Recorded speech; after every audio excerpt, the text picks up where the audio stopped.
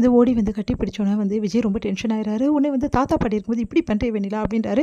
நம்ம 2 பேரும் வந்து புருஷன் பொண்டாட்டி தானே, நம்ம இப்போ கல்யாணம் ஆயிடுச்சுல, இப்படி இருந்தால் என்ன தப்புன்னு கேட்குறாங்க. என்ன சொல்கிற வெண்ணிலா அப்படின்னோடனே, ஆமாங்க மனசளவில் நான் என்னைக்கோ உங்களுக்கு ஒய்ஃப் ஆகிட்டேன் அப்படின்னும் போது இது தப்பே கிடையாது அப்படின்றாங்க. அதை பார்த்து செமைய டென்ஷனாக இங்கே பாரு வெண்ணிலா, நீ பேசுறது கொஞ்சம் கூட சரியில்லை, நீங்கள் பேசுறது தான் கொஞ்சம் கூட சரியில்லை, நீங்கள் ஏன் இப்படி ஆயிட்டீங்க எனக்கு ஒன்றுமே புரியல அப்படின்னு. இங்கே பாரு வெண்ணிலா, சொல்கிறத கொஞ்சம் புரிஞ்சுக்கோ, இப்போ நம்ம 2 பேரும் என்ன தான் இருந்தாலும் பழைய மாதிரிலாம் இருக்க முடியாது, என்றைக்குமே உனக்கு சொல்கிறேன் அப்படின்னு சொன்னோன்னே, நீங்கள் என்ன சொல்கிறீங்க விஜய், மறந்துட்டிங்களா நம்ம எப்படிலாம் லவ் பண்ணோம், எப்படிலாம் வந்து நம்ம வந்து இருந்தோம், அதெல்லாம் மறந்துட்டிங்களா, ஒரு நாள் உங்களுக்கு ஞாபகம் இருக்கா, எதனால தெரியுமா நம்ம 2 பேரும் கல்யாணம் ஆகிடுச்சு நான் சொல்கிறேன் அப்படின்றாங்க.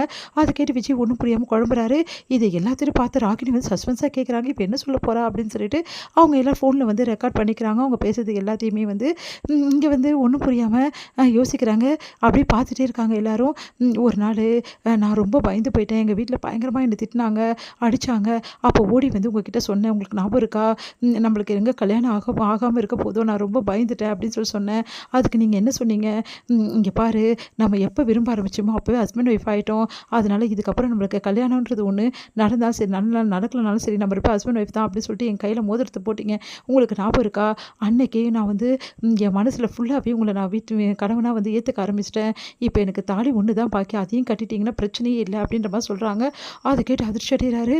உடனே வந்து தாத்தா பாட்டி செம்மையாக டென்ஷன் ஆகிறாங்க. ஒன்று பாட்டி வந்து என்னம்மா பேசுகிற நீ, அதுக்காக விரும்பிட்டா உடனே வந்து கல்யாணம் ஆயிடுச்சுன்னு அர்த்தமா, ஏன் பாட்டி நான் விரும்பினா கல்யாணம் ஆகாதுன்னு எப்படி சொல்வீங்க நீங்கள், என் மனசார நான் விஜய் என்றைக்கோ வந்து கணவனாக நினச்சிட்டேன், ஏன் புருஷன் பாட்டி, அதை எக்காரனை கூட நான் விட்டு தர மாட்டேன் அப்படின்னு ஒன்று அதிர்ச்சி அடைகிறாங்க 2 பேருமே. அப்பா கலக்கிறாளே இவ்வளோ சூப்பராக பேசுகிறாளே, நான்லாம் சொல்லிக் கொடுக்க வேண்டிய அவசியமே இல்லையே அப்படின்னு ராகினி எப்படி பார்த்துட்ருக்காங்க. உடனே வந்து இங்கே பாருமா, நீ பேசுறது கொஞ்சம் கூட சரியில்லை, கல்யாணம் ஆகிற வரைக்கும் யாருக்கும் புருஷன் பொண்டாட்டி இருக்க முடியாது, கல்யாணம்னு எதுக்கு பெரியவங்க வந்து வச்சுருக்காங்க, அதனால் தேவையில்லை அதெல்லாம் பேசிகிட்டு இருக்காது விஜய், இப்போ நீ சொல்ல போறியா நாங்கள் சொல்லட்டுமா அப்படின்றாங்க தாத்தா பாட்டியும். இருங்க நானே சொல்லிடுறேன்னு சொல்லிட்டு விஜய், இங்கே பாரு வெண்ணிலா ப்ளீஸ் நான் சொல்கிறது கொஞ்சம் கவனி வெண்ணிலா, எனக்கு ஆல்ரெடி அப்படி சொல்ல வராரு.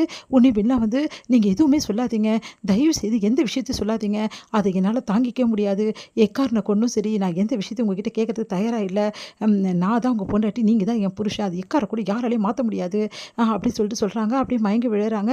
உடனே ஓடி வந்து இந்த பொண்ணு நான் சும்மா மயங்கி விழுறா, அவள் சொல்கிறது மட்டும் கரெக்டாக சொல்லிடுறா, நம்ம சொல்ல வரும்போது மட்டும் மயக்கடிச்சு விழுறா, இதெல்லாம் இவ வேணும்னு பண்ணுற மாதிரியே இருக்குது அப்படின்னு சொல்லிட்டு பாட்டி வந்து சொல்கிறாங்க.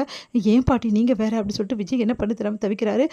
சரி நான் பார்த்துக்கிறேன் அப்படின்னு சொல்லிட்டு அவங்க வந்து அந்த சிஸ்டர் வந்து கூட்டிகிட்டு போகிறாங்க.